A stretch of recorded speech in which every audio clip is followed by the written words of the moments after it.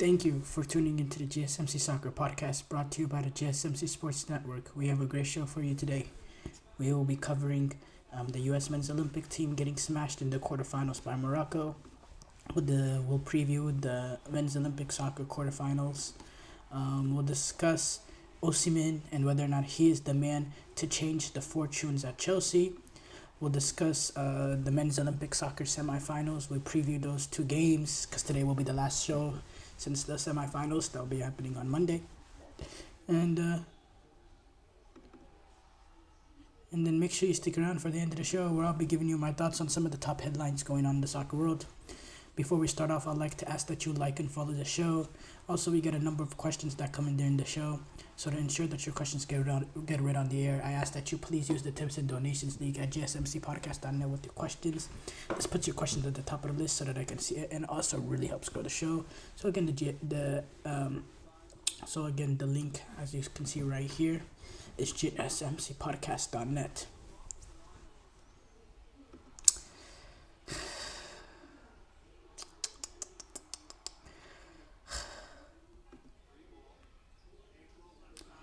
It's over. It's over. The USMNT's run at these summer's Olympic Games are over. They were smashed by Morocco.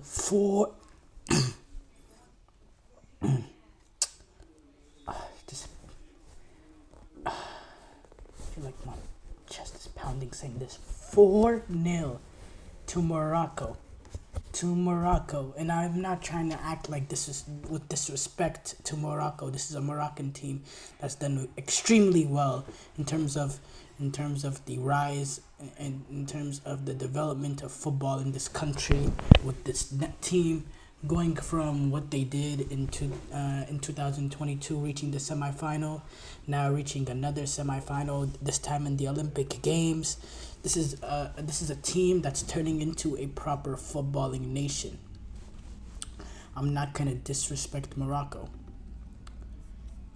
but the USMNT should never be getting 4-0 by Morocco. Never. It should never happen. The game wasn't even close in terms of we were just completely smashed. There were players that were just completely outclassed. We were outclassed as a team. We were outthought. We were out. The coach he out-coached Mitrovic. The players, they played harder than the U.S. players. They won. They were more energetic. They were more aggressive to the second balls. They had more quality, much more quality. I mean, you saw some of the ability of these Moroccan players was sublime. And the U.S., they just look uncomfortable. Periods of time, in games in the past, in the past two games, we looked very tight, and it was very hard for anybody to break us down. We looked completely loose. There was gaps, there was holes in there that anybody could have taken advantage of. And with the quality that Morocco had, they were able to take advantage of it. Yes, it was 4-0, but there was two penalties. But you watch the game, it was a fair result. I believe expected goals was about 2.58 for Morocco to less than 0.5 for the U.S. I think the U.S. had like 0.3 something. And that's just incredible. Frankly, we didn't even show up in this game. And yes, we talk about the group stages being getting out of the group stages is the means for having a successful tournament. But I mean,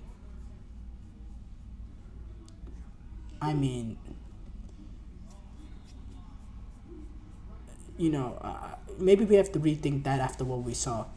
Maybe we should not be quick to call this a successful tournament because it's the same thing over and over again. We beat the teams that we're supposed to beat, and when we go up against the first decent opposition with some real ability, we lose, and that's what happened. And look, we took on Morocco, but we didn't exactly play France again or Spain or something. Now, Morocco is a decent team, but this is not a world-class opposition that we could have taken at the top of the top. And to get completely smashed, we had an overage a dual national potential U.S. player in Emir Richardson just completely bossed that midfield, dominated us. Hakimi, we could not keep up with him going forward. He ended up scoring a sublime goal. Um, Sofian Rahimi was able to get that opening penalty. He actually had a very good game as well. We just couldn't deal with any of their quality. It was really a domination, really one-sided, and I mean, it's the continuation of a horrible, horrible, horrible summer for the U.S. men's national team because, I mean, you're talking about not getting out of a group stages in the Copa America when you're in a group of Bolivia, Panama, Uruguay, which is a good team. But Bolivia and Panama, you don't get out of that group. Instead, you get instead of getting out of that group, you get grouped in the group stages. Then you move on to the Olympics. You start the Olympic Games with a 3-0 loss against France. Expected, but rather decent performance, but very disappointing result. You come out, you take care of the garbage teams in New Zealand and Guinea, teams that had no real quality going forward, teams that didn't have much to threaten you, and teams that had very sloppy defenses and had very sloppy control of the ball in terms of they gave the ball away a lot, those two teams. You end up against teams like those and you take advantage of the lack of ability there, and maybe we got carried away. Maybe I got carried away. I'm looking at those games, scoring 7 goals in 2 games, maybe I just got carried away and didn't realize how bad the opposition was because Guinea and New Zealand are not to the level. And then we were thinking, okay, fine, we'll just deal with this first real test in Morocco. That will be the real major test, and they couldn't have failed at a more glorious level. I mean, that was a massive, massive failure. And to be fair, if we have to be completely objective, we should have expected this. The Moroccan players are much better. I'll tell you this, Morocco team has a little bit more in terms of what they could have gotten. They got a little bit more, they got a little bit closer to an A team than the U.S. was able to bring in terms of U23. A lot of their top U23 guys are part of this setup. The U.S., on the other hand, they don't have their top guys. A lot of their top guys are involved in the national team and played Copa America. The Moroccan team, Morocco, they didn't have an African Cup of Nations to play in. So some of their top U23 guys didn't have, 2 tournaments to juggle around. In fact, not having a summer tournament also allowed them to convince PSG. Because if AFCON was played this summer, there's no way PSG are releasing him for the Olympic Games to play in the Olympic Games and AFCON, So not having that summer tournament made it a little bit easier for them to get their full team, or closer to the full team than the U.S. got. But still, I don't make excuses for the U.S. That thumping was embarrassing. It was, and it's that's the one silver lining about this terrible, terrible summer. The one silver lining about this terrible, terrible summer is that Greg Berhalter is gone. Greg Berhalter is gone, and the mediocrity that stems from the senior national team from Greg Berhalter, there was no way it wasn't gonna sprinkle down to the youth teams and the youth setups, and you can see the mentality is horrible. There's a broken mentality. In fact, Walker Zimmerman had some brilliant comments regarding that. Regarding the mentality. Actually, let me see if I can pull it up. It was an excellent comment. But it's really speaking to the mentality issue. The mentality issue. I'm gonna see if I can pick it up. It wasn't really on the mainstream news, to say the least. But I thought it was a very. I thought what he said was very.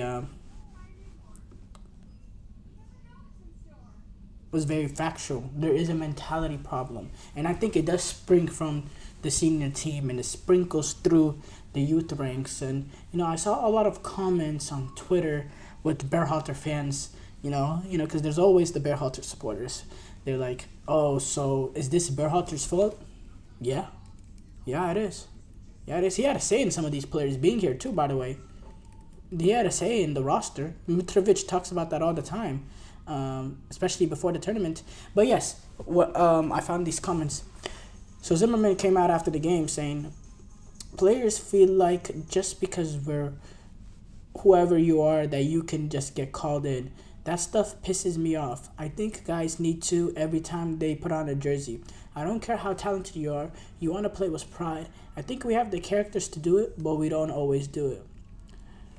Yeah, that's a strong statement to come out with. Very, very strong statement to come out with. Especially for a player that's kind of going down the ranks in terms of the U.S. men's national team. I mean, he was demoted to the Olympics. He didn't make the Copa America roster, so he was one of the overage players at the Olympics, kind of demoted to that role. But I mean, he does have experience, a lot of experience, and he's been part of the setup long enough to understand what's going on. And on top of what he added on, I think there's just overall a mentality issue. When the going gets tough, the players shrink. And that's a mentality thing that needs to be fixed. And yeah, it's a little bit less than 2 years to the 2026 World Cup, and boy, we have a lot to work on if we want to get anything out of that Olympic Games, of that World Cup, the Olympic Games, of that World Cup, because usually you come out of the Olympic Games and you're saying, there's always that 1, 2, maybe even 3 players you'd be like, wow, this guy is going to be part of this next World Cup roster and he's going to make an impact. I look back at these Olympic Games and I watch this, and I don't say that about any of these players. I think the biggest positive might have been Griffin Yao. But again, he's a player that started off the Olympics on the bench, and he's not exactly really, really young. He's only 21, but he is now in the Belgian Pro League. We'll see how he does there, but even him, I don't expect him to really have a big impact, to be honest. I don't even know if he'd get on the roster. Apart from that, you do have the likes of Tessman. I think Tessman, might get a shout here and there. Apart from that, you don't really look at players in this tournament saying, okay, they can have impact in the next cycle, the World Cup cycle, and that's what we're looking for here. So it's just disappointing, but it's still valuable experience for these sort of players. Getting to play that opening game against France in a full stadium, getting to play this game in a full Parc des Princes. It's a good experience in a big time tournament. You can't really replicate that with these youth tournaments. You see the U20 World Cups or this. You can't really replicate what the Olympic Games can do in terms of experience, in terms of that. So it was a good experience for this team. But yeah, it's a disappointing summer, very disappointing summer. Show break here coming up. When we come back, we'll talk about the other men's Olympic soccer quarterfinals. I feel like I'm losing my mind. Is everybody in the world blind? Please, Lord, give me a sign, a sign. I feel like I'm losing my mind. Is everybody in the world blind? Please, Lord, give me a sign, a sign.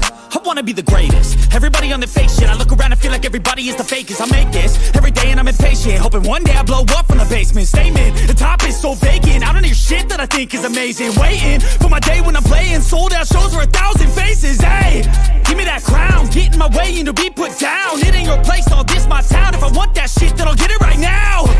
I'm losing it, the noose it fits, some losing shit, a stupid myth. You choose to live or choose to dip, you choose to fight or lose your grip and lose a gift. I feel like I'm losing my mind. Is everybody in the world blind? Please, Lord, give me a sign, a sign. I feel like I'm losing my mind. Is everybody in the world blind?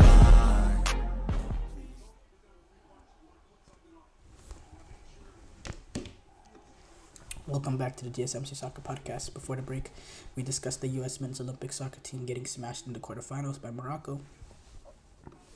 We move on to discuss the men's Olympic soccer quarterfinals, the other quarterfinals. We'll talk about obviously, the U.S. took on Morocco. They lost 4-0. Just talked about that last segment. So Morocco, they move on into the semifinals. But they had to wait on this game to figure out who they're going to play. And that will be the Spanish national team after Fermin Lopez leads the Spaniards past the Japanese as they defeated them 3-0 to reach the Olympic semi-finals. Fermin Lopez was able to get a goal in each half, and then Abel Ruiz sealed it later on with a strike, 3-0. And Spain, they entered this tournament as big favorites. You know, some of these players were a part of the European Championship team that won it a few weeks ago. And then, you have some Olympic experience in this team. You know, there's a silver medalist in this team in Eric Garcia. And overall, they got 3 Barcelona guys. Paco Barassi, another youngster that we were all excited about. He was actually part of the preliminary roster for Spain's European Championship team.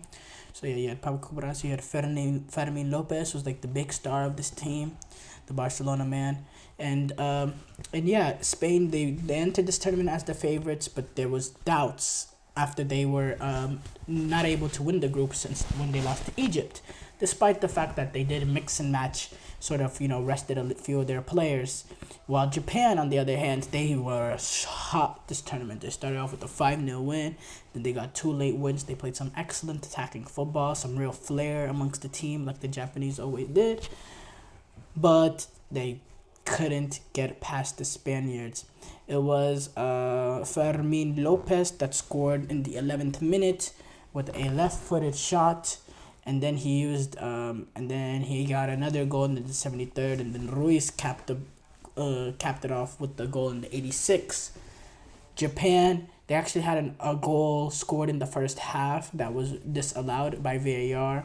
It was very, very tight. Could have, it is like one of those, you're an inch back and then you're scoring the goal. And it really changed the momentum of that game. Because look, I'll tell you this, Spain, they should be a little flattered about the 3-0 win. It wasn't really a 3-0 game. I mean, Japan had their opportunities. Japan played some football. Japan were able to, have a pattern of being able of sort of control of possession and creating a lot of opportunities. It wasn't just Spain that showed up the entire. Japan, they did well for themselves. They really did, and they were really, really good, but it was just not enough. I'll say this. On the first goal, Mao Hosaya, he was marking Pau Kubarasi, trying to win the ball, but it spun and then it got fired home. No. So Spain, when Spain scored 1-0, Pau Hosaya was marked by Pau Kubarasi, and he won the ball, and he was able to spin and get that apparent equalizer. But again, the VAR spotted a piece of Hosaya's ankle being closer to the goal, and that really makes, those sort of fine margins, and that's what football is. Fine margins have big impact in this sort of tournaments. It really is, and it's disappointing for Japan because they actually won their group. And, you would think by winning the group, you get to avoid any of the potential juggernauts in a team like Spain. But instead, Spain ended up resting themselves, and they didn't really care about getting first place as much as the Japanese did. And they didn't get first place. So Japan is taking on a team that really shouldn't be a second place team. And that's just what tournament football is at the end of the day. Sometimes things like that just happens. And it's disappointing for Japan, because I tell you what, there was a few moments in this game, going down a goal early. Maybe that experience of having overage players could have pushed them through, because this is a Japanese team that has no overage players, none. So maybe that sort of experience was able to get them through the psychological blow of going down early and end up recovering it emotionally better than what they were able to do. But again, I still thought they had played some decent football, and I thought their response was overall well. I do. I didn't think they were exactly.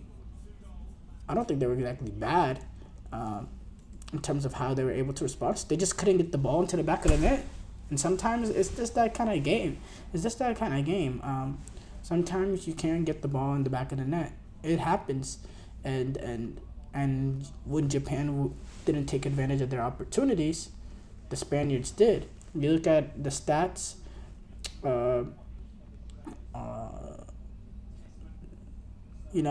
It was 12 shots for Spain, 9 shots for Japan, 5 shots on target for Spain, 2 shots on target for Japan.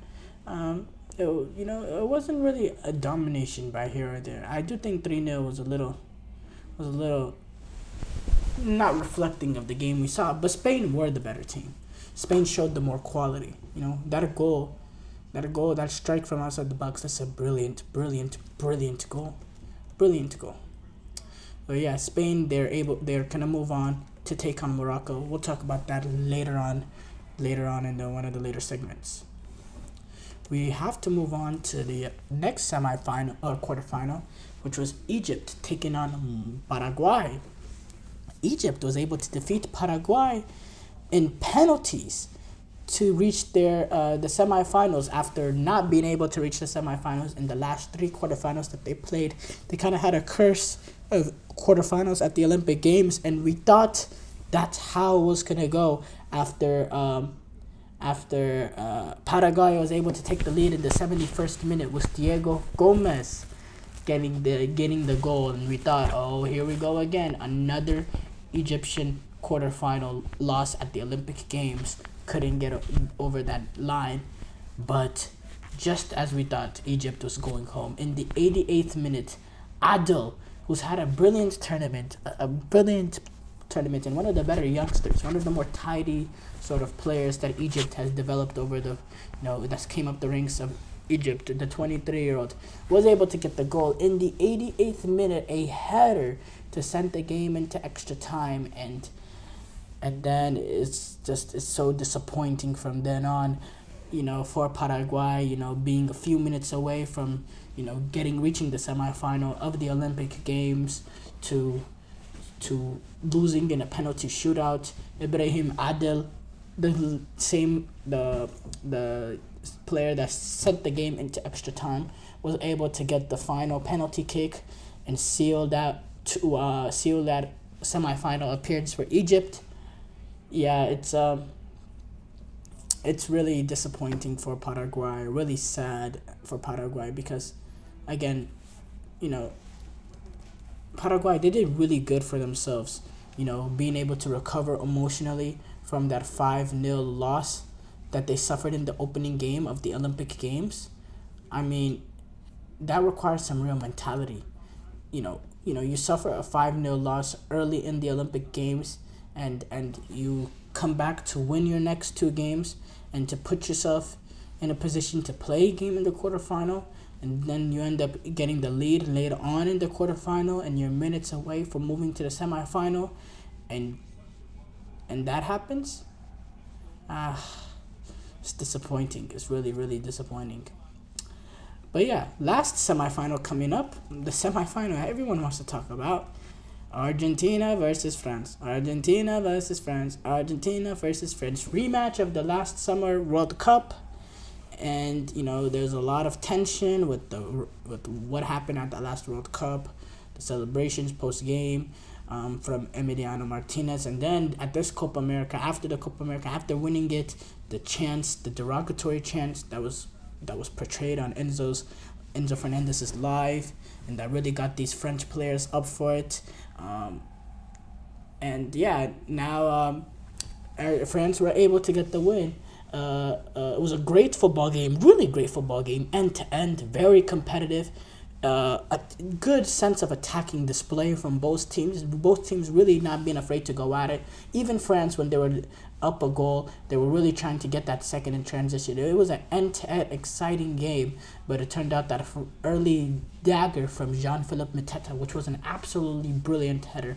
The way he's that far away from the goal, but he's still able to snap his neck and redirect it onto the goal. It's a really great header, and it's a goal. It's a sort of moment that an overage player, that's what you want from an overage player, those sort of moments, and that's exactly what he provided. A brilliant goal. And then from then on, just Argentina, they just couldn't get the ball into the back, and then had multiple opportunities. Simeone on the back post. They had another one later on into the game. Another ball played in. That skied. I forgot which Argentinian player it was, and they just couldn't take advantage of their chances. They didn't create much clear-cut chances, but the ones that they created, they should have got into the back of the net. They didn't, and then, it ended up whistling. The game whistled, and then all scenes broke loose. There was some tension. There was some French players celebrating, I guess, in front of the Argentinian fans. That bothered the Argentinians, I don't know, but there was some big tension amongst the two. Some, pushing, shoving, fighting, all that, and it was a great game with a not so great of an ending depending on which way you look at it. But for me, I enjoyed that sort of ending because I love entertainment, and that was great to watch. But yeah, short break here coming up. When we come back, we'll discuss Osimhen's future at Chelsea. If he will make Chelsea better, if Osimhen's future is at Chelsea. Looking for your daily fix of sports talk without having to pay for it? GSMC Sports Network is available on YouTube. Just search GSMC Sports Network.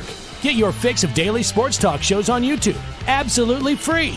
NFL, college football, NBA, MLB, MMA, UFC, fantasy football, and so much more. GSMC Sports Network has shows running all day long, with new sports shows starting every 2 hours. Just like on your favorite cable sports channel, except GSMC Sports Network is absolutely free. Just search GSMC Sports Network on YouTube to catch one of your new favorite shows, like the GSMC College Football Podcast, Chip Shot Football Podcast, Hoops and Heels Women's Sports Podcast, GSMC Basketball Podcast, and so many more. Check it out for yourself. GSMC Sports Network, now available on YouTube absolutely free. Search GSMC Sports Network on YouTube right now.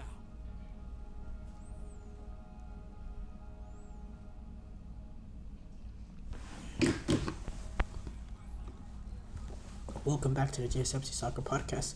Before the break, we discussed the rest of the men's Olympic soccer quarterfinals. And then now we move on to discuss Osimhen. It's time to discuss whether or not Osimhen is the man to change the fortunes at Chelsea. Victor Osimhen.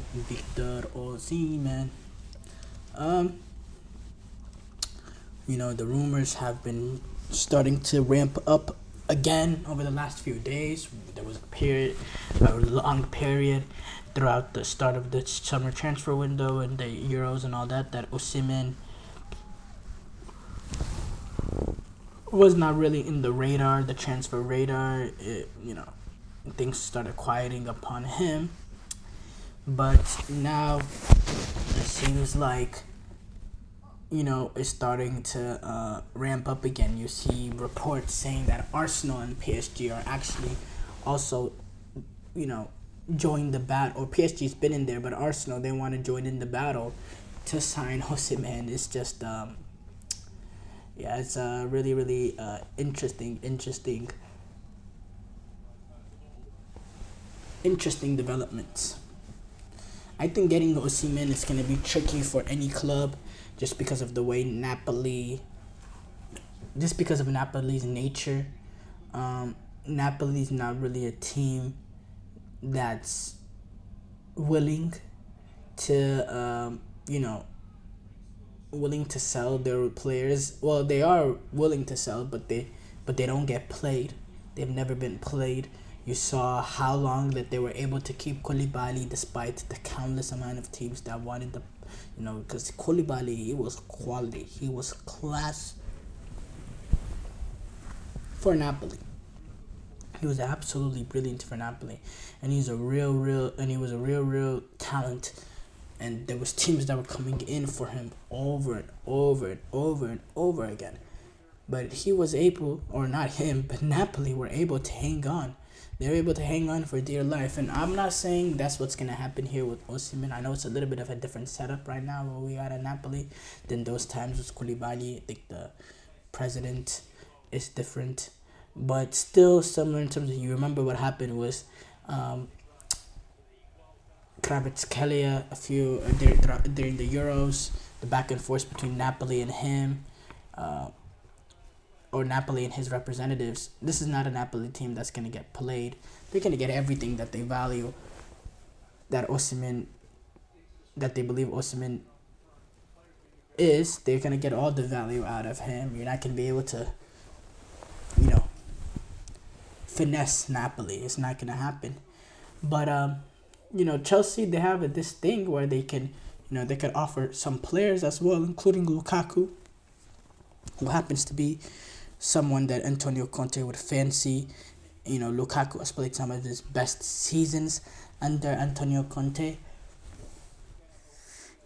So I can understand why Napoli would want him. But again, you're looking at it from this point of view. Okay, how much value does Lukaku really take off Napoli?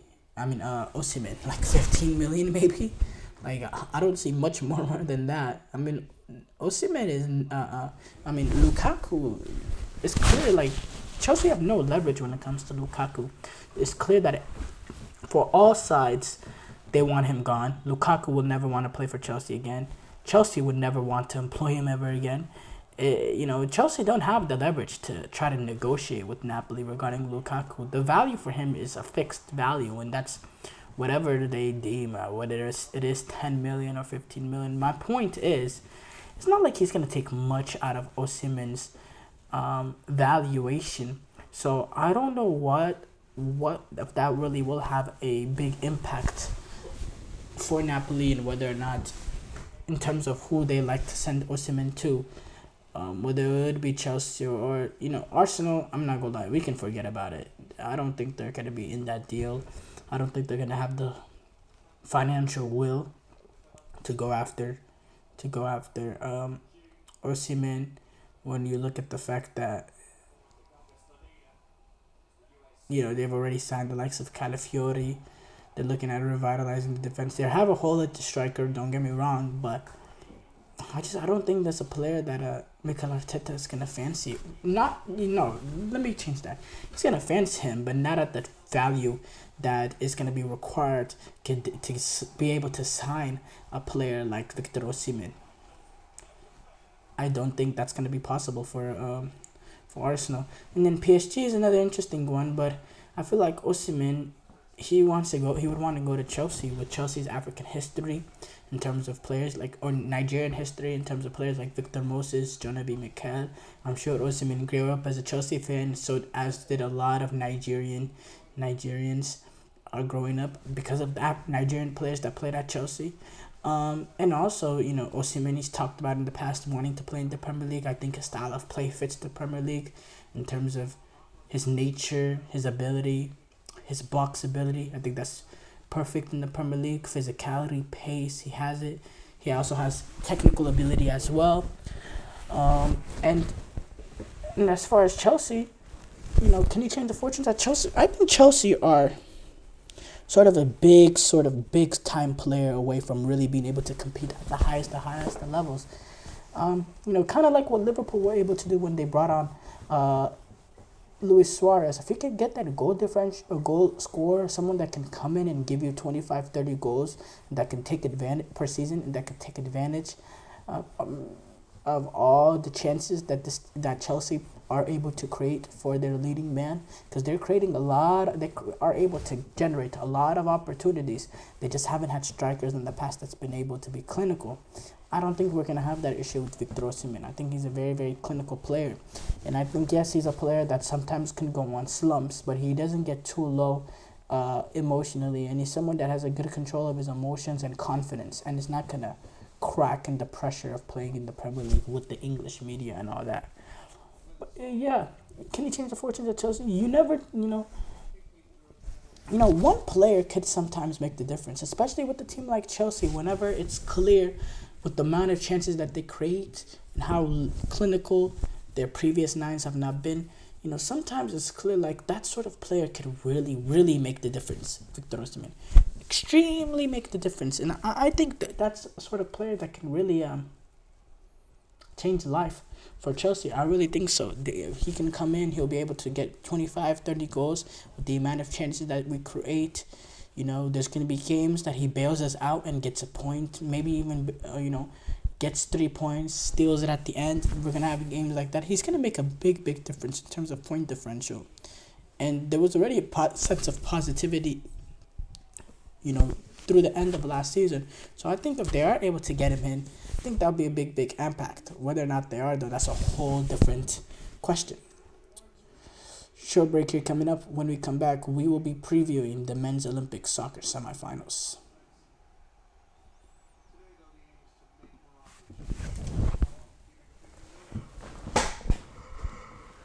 For the best and latest podcasts available anywhere, go to the podcast app on your cell phone and type in GSMC to access free content-rich podcasts on health and wellness, book reviews, sports, entertainment, relationships, social media, movies, technology, finance, and even weird news. Subscribe and download the GSMC Podcast Network's family of shows, available everywhere podcasts are found.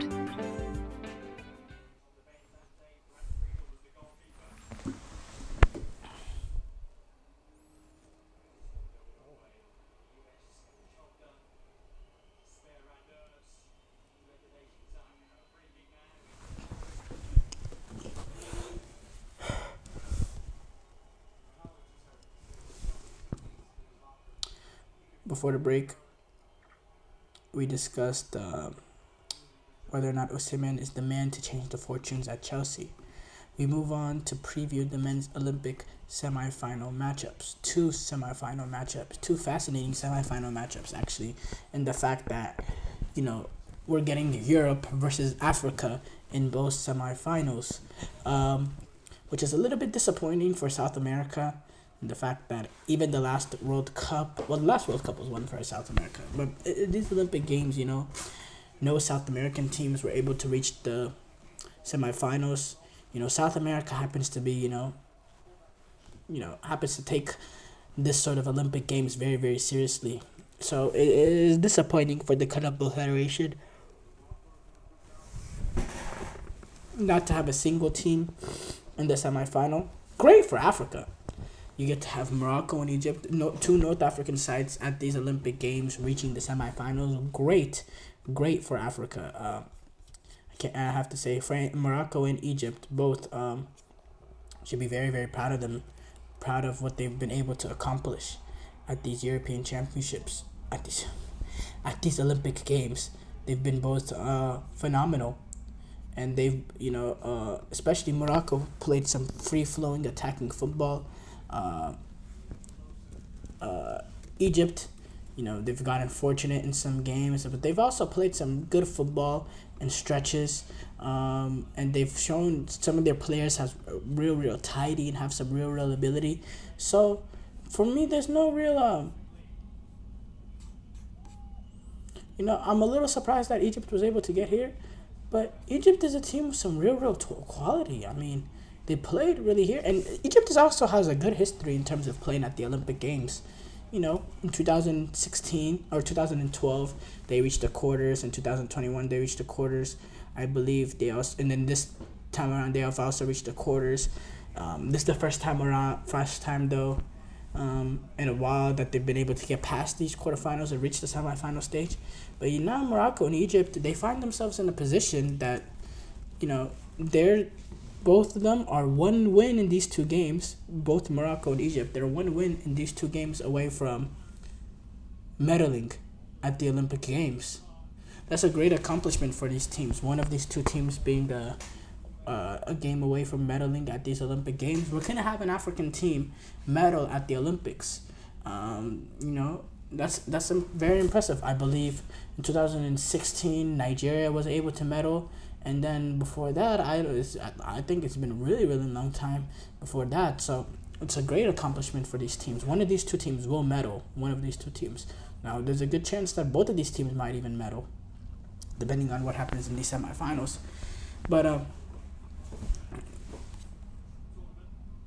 But yeah, it's great.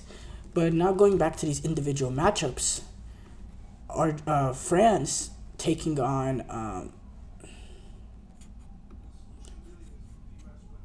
Egypt.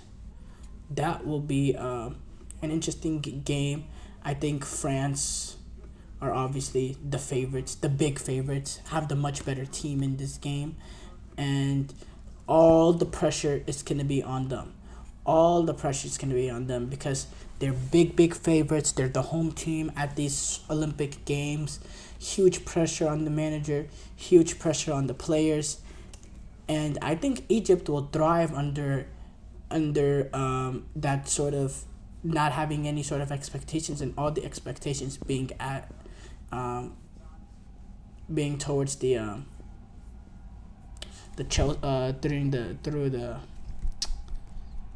French players.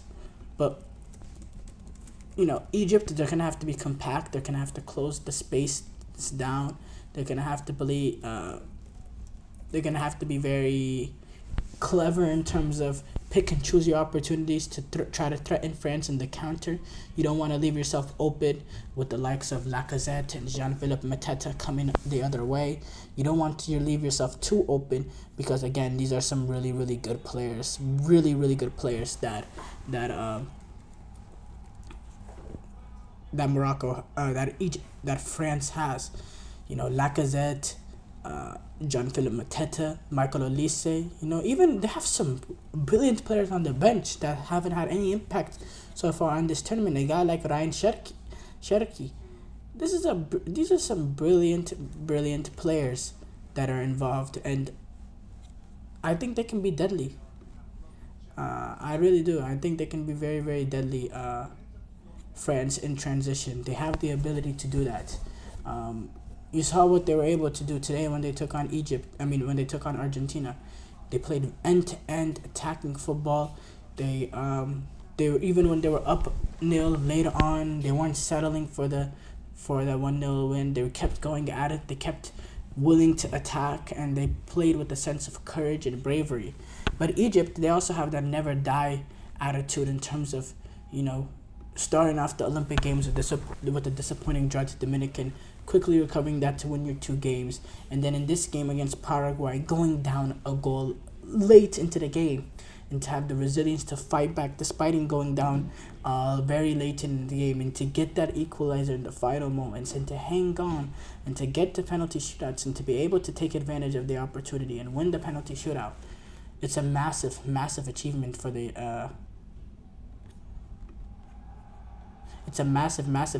achievement for the Egyptians to be here.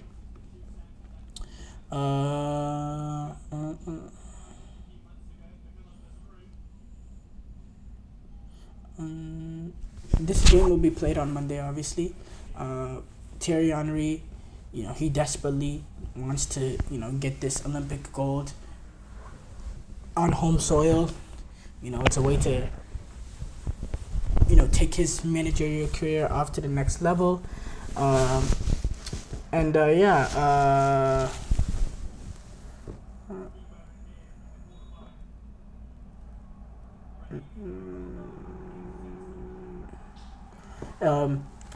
They're able to, Thierry Henry is able, and it's a brilliant game, and momentum. Both teams have momentum, which is the good part about this. Both teams are coming off quarterfinal wins. Both teams are coming off good, strong group stages. They both were group winners. But again, if you look at individually the players, the quality amongst both teams, I have to say France is just better. France just has much better players. And now Rogerio Mikel, coach of the Egyptian Olympic soccer team, he's also the coach of the Brazilian. He was also the coach of the Brazilian team that won, the famous Brazilian team that won the Olympic Games in Rio in 2016. So obviously there's that experience factor there, and he will be able to manage the highs and lows of being able to reach the quarterfinals. And even in that Olympic Games in 2016, Rogerio Mikel's team started off the season with the Olympic Games a draw against South Africa and Iraq. They started off slow, similarly to how slow this Egyptian team started against the Dominican Republic, but they were able to pick it up in their second game. Egypt did, and now they're in the semifinals. And again, Egypt are a game, one win away in 2 games. They only need 1 win in 2 games to win a medal at these Olympic Games. That's brilliant. Now France medaling at these Olympic Games is not gonna mean nothing. They're the home team. The expectations on them. They're expected to win. So obviously, there's 2 different level of expectations there. But I obviously think France is gonna win. Spain taking on Morocco. For me, much more even sort of game here. Both evenly teams, quality all around. Pau Cubarsí, Eric Garcia, Fermin Lopez, Achraf Hakimi, Sofiane Rahimi, real quality. Amir Richardson, real quality and talent and technical players on both sides. And I love watching these Morocco-Spain games, these sort of border games, because Morocco and Spain, there's a lot of history between the two. They're literally borders of each other. I don't know if they're exactly touching, but they're basically touching. They're separated by almost a length of a river, not even, or the width of a river. But yeah, these are 2 teams that are actually going to be hosting the World Cup after the US, so that's also an interesting element there. But yeah, Morocco, they're going to be both teams are going to be well aware of each other. I know a lot of Moroccan players play in La Liga, like Achraf Hakimi. So it's going to be a tight game. It's also a rematch of the last year's World Cup semifinal in 2022, where Morocco was able to get past in penalties. And how did they do that? They were able to close block and really made Spain struggle to play in between the lines and to get that breakthrough goal. I think this Morocco team is going to be more open. They're going to go at Spain. They're going to be willing to go at Spain, and they're going to go at them with quality, with ability, with pace. So yeah, I really think this is a even game, but I do think Morocco has just slightly bit more quality, and I think that will be enough to get them past Spain. And I think it'll set up a France versus Morocco rematch, because if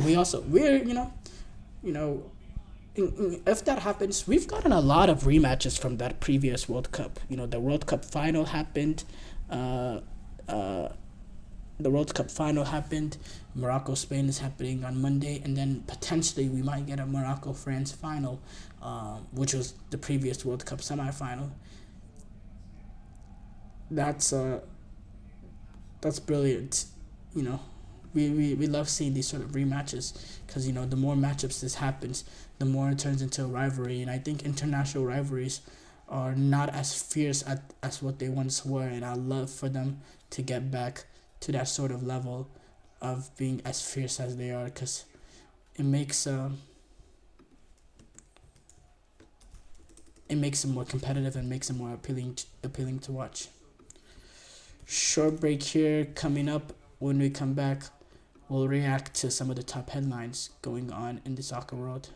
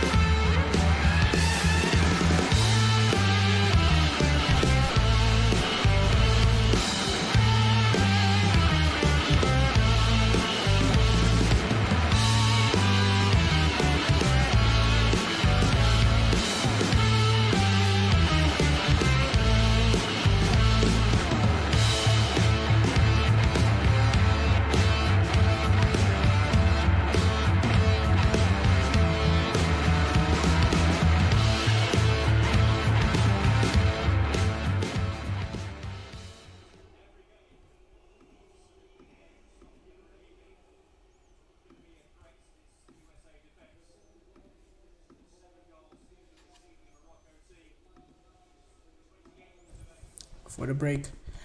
We discussed the men's Olympic semifinals. We discussed those games. We move on to react to some of the top soccer headlines going on in the soccer world. We've been speaking about this a lot because of comments that came with the players, the player, the manager, kind of going back and forth. One player playing at the Olympics, one not. Julian Alvarez, he's officially been knocked out of these Olympic Games. They got knocked out today going against France. So we expect a little bit more on the future coming really, really soon.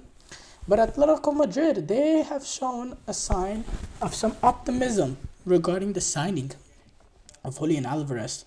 They're growing more and more optimism over the chances of signing Alvarez, as he is a key cog in the plan of Diego Simeone's revamped Atletico Madrid.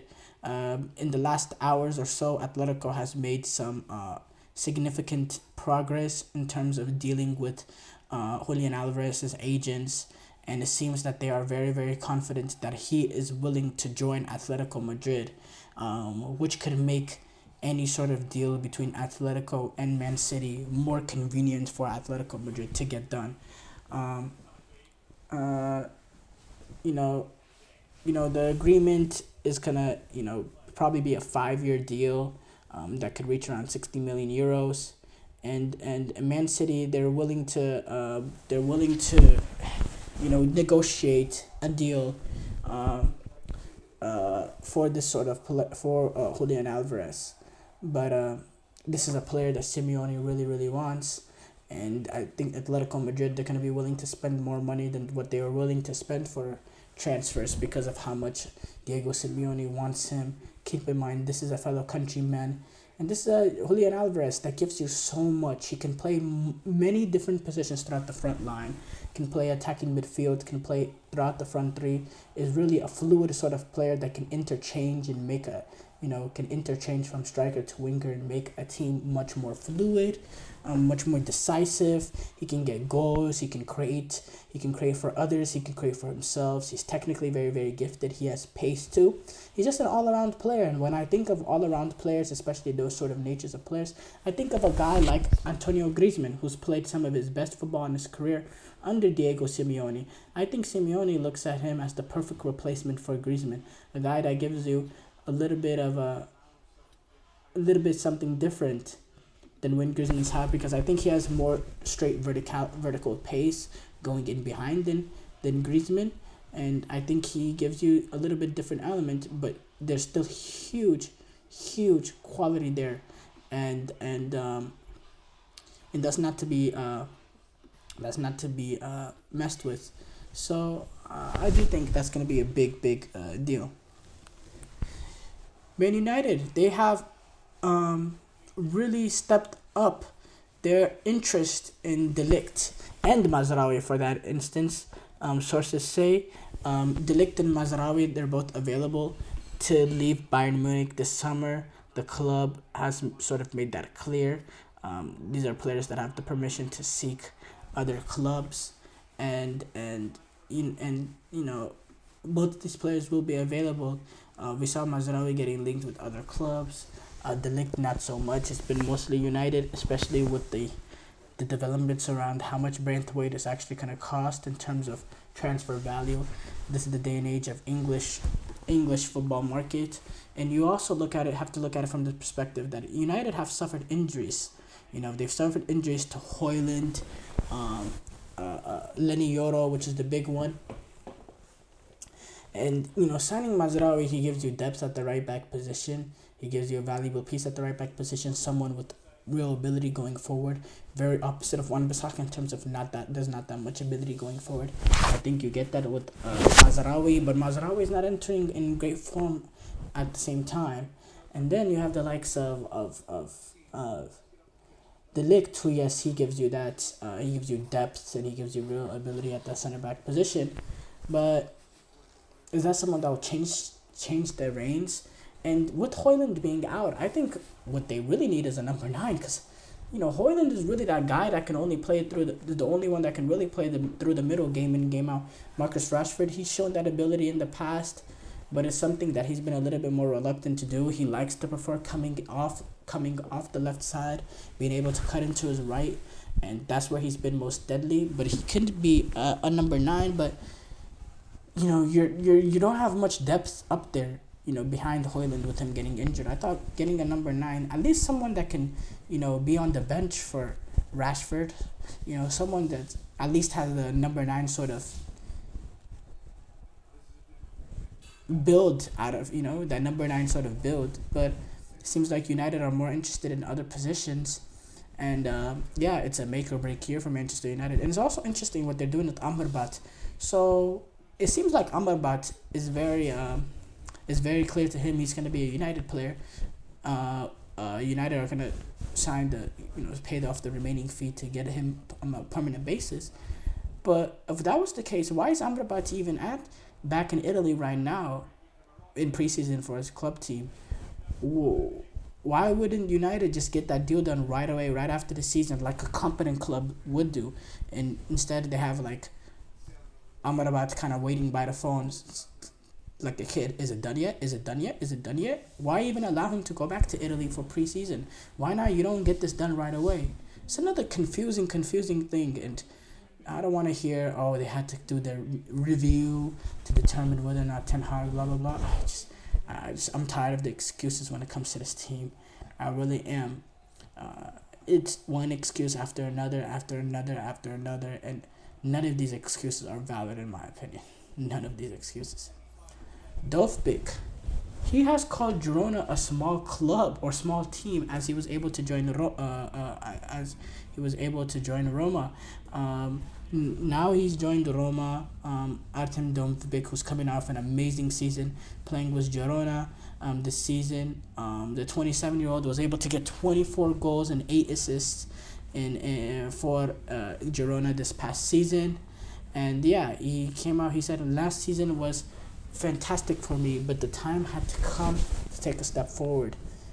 The pressure will be different. Girona are a small team in Spain. Roma are an important entity in Italy with a lot of history. It won't be the same. I know the pressure will be there, but football without pressure isn't football. The deal is around 38 million euros for Dovbyk, which is about good for a player that scored 24 goals. He is 27 years old, so he's not exactly young. But a player that's shown that sort of ability to get the ball in the back of the net, and that's really been the catalyst for this Girona team that's been playing much better football than what they have in the past in terms of playing at these top levels. I think it's a good signing for Roma. And as far as that comment, I don't think it's really that big of a deal. For me, it's not really that big of a deal. He called them a small team, which is a little insensitive, I guess you could say. But to say that he's disloyal or any of that, I just think is a little bit too big of a stretch. The U.S. women's national team take on Japan tomorrow at the Olympic Games. They take them on in 8 p.m. Central Time. 8 a.m. Central Time. Very exactly same time that the U.S. took on Morocco this past morning. So it's going to be interesting to see them in these quarterfinal games. They haven't won a knockout stage game in major international tournaments since, I believe,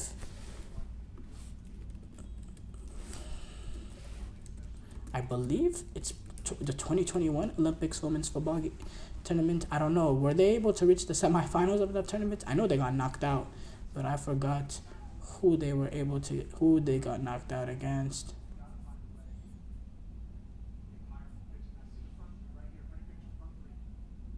I know they started off the tournament with a loss to Sweden.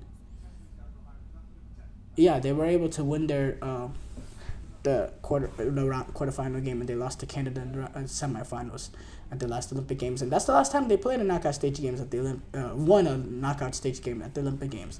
The last World Cup they were bounced in the round of 16 by Sweden, so this is an important day for them. This is a team in terms of the U.S. women's national team that hasn't won an Olympic Games since the 2012 Olympic Games in London. They lost 2016.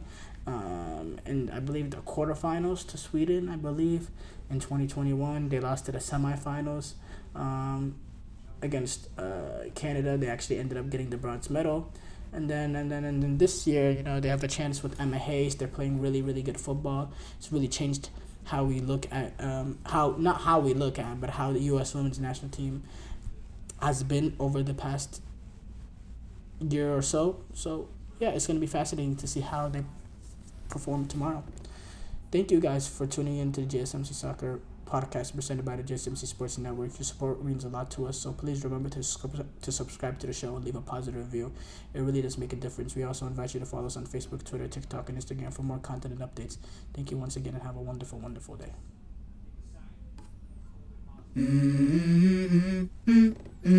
Let's go. I wake up to a little bit of drool.